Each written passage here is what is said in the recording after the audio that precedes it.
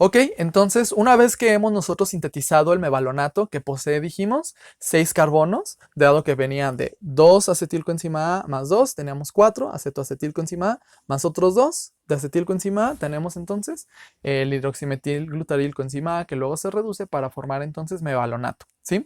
El mevalonato ahora lo que vamos a hacer es una serie de 3 fosforilaciones consecutivas. Recordemos que las enzimas que nos ayudan a fosforilar se les llama quinasas. Entonces, estas quinasas, aquí necesitamos invertir ATP. Ojo, recordemos que estamos sintetizando o biosintetizando una molécula. Estamos hablando de una ruta anabólica, que necesitamos además invertir energía. Entonces, aquí necesitamos que este mevalonato, pues vamos a invertir nosotros 3 ATPs. Hasta ahorita llevamos invertidos 3 acetilcoenzima A, 2 NADPH y el 3 ATPs. ¿Sale? Y eso nos va a llevar a cabo a que vamos fosforilando cada una de las diferentes posiciones del mevalonato para tener el 3-fosfomevalonato, el 5-pirofosfomevalonato. Cuando hablamos en bioquímica de pirofosfo o pirofosfato, es porque tiene 2 fosfatos, ¿ok? Porque los que siguen de aquí en adelante se les va a llamar piro algo, entonces significa que poseen 2 fosfatos o difosfato. Y con la tercera fosforilación, entonces estamos generando el compuesto que se le llama 3-fosfo, es decir, en la posición 3 tenemos un grupo fosfato y en el carbono 5, pirofosfomevalonato. O sea, tiene ahí 3 grupos fosfato. Entonces las enzimas, pues aquí son quinasas, ¿ok? Entonces, una vez que tenemos este 3-fosfo-5-pirofosfomevalonato, vamos a hacer entonces una descarboxilación y por ende, ¿cómo se llaman las enzimas que hacen la descarboxilación? Descarboxilasas. Entonces, acuérdense que vamos a quitar un carbono. Entonces, el mevalonato, aunque esté fosforilado, sigue teniendo 6 carbonos. Ahora lo que vamos a hacer entonces es quitarle uno de esos y obviamente se va a liberar en forma de CO2 y nos va a quedar entonces una molécula con 5 carbonos. Y este se va a llamar isopentil pirofosfato, que tiene 5 carbonos, que es el que tenemos en la parte intermedia que está aquí. ¿Ok?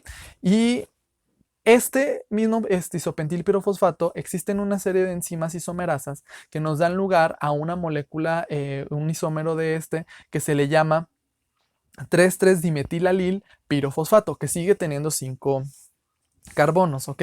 Este isopentil pirofosfato es muy importante porque a partir de aquí, ¿se acuerdan que les había dicho que en la naturaleza otros compuestos, otros organismos, perdón, generan moléculas derivadas o similares al colesterol? Pues de aquí empieza su ruta de biosíntesis. O sea, todo lo demás es igual, pero a partir de aquí empieza a bifurcarse las vías y para la síntesis de estos otros esteroles, ¿sale? Estas moléculas de manera global se les conoce como isoprenos, ¿sí? O subunidades de isopreno que van a estar activadas. El isopreno también a nivel intracelular es muy importante porque, como paréntesis, porque en el caso de algunas proteínas que se les realizan modificaciones postproduccionales, es decir, una vez que se sintetizaron en los ribosomas, podemos hacer una especie de modificaciones bioquímicas donde les podamos agregar otro tipo de compuestos y una de esas reacciones o modificaciones posttraduccionales es la prenilación, donde le vamos a agregar derivados de isoprenos que estén activados, ¿sí? Entonces necesitamos preformar estas moléculas para agregárselas a las proteínas, ¿sí? Y bueno, entonces tenemos estos compuestos de 5 carbonos, entonces vamos a juntar un isopentil pirofosfato que tiene 5 más otra molécula de 5 que es el 3,3-dimetilalil pirofosfato y vamos a tener entonces el primer compuesto intermediario que tendría 10 carbonos que se les llama geranil pirofosfato, ¿sí? Esto lo vamos a hacer a través de una enzima transferasa que lo único que va a hacer es juntarlos y obviamente vamos a quitarle un grupo pirofosfato o 2 fosfatos para que se quede solamente con uno de ellos. Entonces sería geranil pirofosfato. ¿Ok? El geranil pirofosfato que tenía 10 carbonos, ahora le vamos a poner otra molécula de 5 carbonos como otro isopentil pirofosfato y entonces tendríamos 10 más 5, serían 15 carbonos, que esta molécula se le llama farnesil pirofosfato y eso es con una misma enzima transferasa. ¿Okay? Entonces se fijan cómo la cadena va creciendo y vamos quitándole también el grupo fosfato, o sea, es la única manera para que podamos como marcar a la molécula, saber que se encuentra pues activa, pero vean cómo la cadenita va creciendo del lado, en la parte inferior, donde vamos haciendo, vamos hilando los derivados de 5 carbonos, o sea, los derivados isoprenoides, que entonces estamos haciendo como incrementando la cadena, ¿sí? Entonces, La última parte de esta etapa consiste en que vamos a juntar dos farnesil pirofosfato, que cada una tiene 15 carbonos, y vamos a generar entonces el compuesto que se le llama escualeno, que tendríamos 15 y 15, serían 30 carbonos para llegar entonces a la formación del escualeno, y esta enzima que forma el escualeno se le llama escualeno sintasa, ¿sale? Aquí nosotros también necesitamos hacer un proceso de reducción y necesitamos invertir también aquí un NADPH, ¿sale? Entonces, prácticamente vean la estructura del escualeno, es una estructura de 30 carbonos, es una estructura lineal que prácticamente es una molécula que tiene una simetría, la podríamos partir en dos porque deriva de la primera parte del farnesil con el otro farnesil que se encuentra como volteado, y eso es lo que nosotros vamos a llevar a cabo en la segunda etapa. ¿Sí? Ya de aquí, entonces, lo que va a pasar es que el escualeno ahora hay que adecuarlo e irlo armando para que entonces como si tuvieran un dado que está desdoblado y ahora hay que irlo cerrando o ciclando y poder entonces llevar a cabo la síntesis de colesterol. Aquí, porque recordemos aquí que el colesterol, ¿cuántos carbonos tiene? 27, y aquí ya el escualeno tiene 30, o sea, ya me pasé, por así decirlo. Entonces vamos a ver qué modificaciones se le hacen.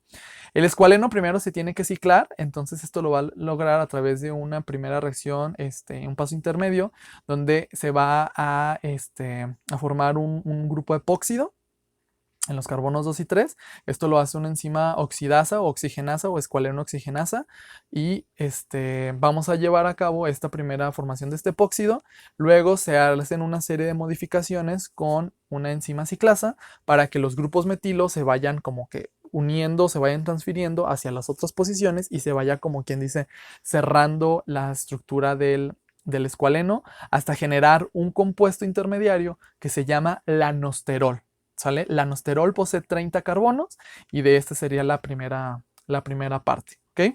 El lanosterol, entonces, que tiene 30 carbonos, hay que transformarlo en colesterol, que tendría 27 carbonos. Aquí la ventaja para nosotros es que hay una serie de reacciones como más complejas que ya no las vamos a mencionar, porque aquí ya casi en toda la bibliografía siempre dicen, pues hay muchas reacciones ya. Son aproximadamente como unas 20 reacciones, ¿sí? O sea, incluidas con la primera parte que les acabo de mencionar, que estas enzimas microsomales, son dependientes de oxígeno, necesitamos también ir invirtiendo ahí en NADPHs, pero prácticamente vamos a resaltar que las modificaciones más relevantes serían que en este caso la molécula hay que sufre 3 desmetilaciones, o sea, tenía 30 carbonos, le vamos a quitar 3 grupos metilo para que entonces le quitemos 3 carbonos y genere entonces 27 carbonos.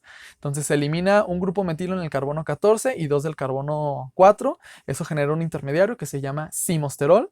Luego se tiene que reponer el doble enlace en el carbono 8 al carbono 5 y se forma el 7-deshidrocolesterol, también llamado desmosterol. Y finalmente se hace una reducción, ¿sale? Del doble enlace en el carbono 24 para que generemos entonces el colesterol. Entonces, prácticamente esa sería la última etapa y llegamos entonces, ahora sí, a formar mi molécula de colesterol. ¿Ok? Entonces, en resumen, tenemos toda esta ruta bioquímica bastante interesante. Les digo, suena compleja o se ve compleja, pero realmente no lo es. Si se fijan, partimos de moléculas de 2 carbonos, de 3 moléculas de acetilcoenzima A para formar el de 6 carbonos, que era el hidroximetilglutarilcoenzima A, y luego el mevalonato, y luego se fosforiló 3 veces para formar entonces el mevalonato con 3 grupos fosfato. Hicimos la descarboxilación para llevar a cabo la molécula de 5 carbonos, que serían los derivados isoprenoides. Y luego estos se empezaron a juntar, 5 y 5 forman 10, y luego a ese de 10 le ponemos otros 5, se genera una molécula de 15, que es el de 10 es geranil, el de 15 es farnesil, y luego 2 de 15, 2 de farnesil para formar entonces el escualeno de 30. El escualeno se va cerrando y generamos entonces ahora sí el lanosterol para que luego lo modificamos y ahí formamos el colesterol. ¿Sale? Entonces, esa sería la ruta de biosíntesis de colesterol. Insisto, repásenla, analícenla con un poquito más de detalle, pero prácticamente esas son las reacciones que van a ocurrir. ¿Sale? Vamos a ver en la última etapa entonces cómo se regula este proceso.